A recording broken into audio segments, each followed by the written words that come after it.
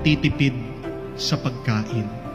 Magtipid ka na sa lahat ng bagay, wag lang sa pagkain. Bakit? Kasi ang pagkain lang ang magbibigay ng lakas sa iyo.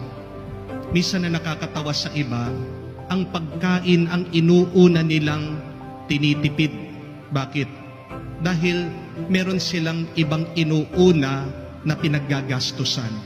Luho, bisyo, lakwatsa, para meron lang maipakita sa Facebook, para merong ipagmalaki sa mga kapitbahay at kaibigan.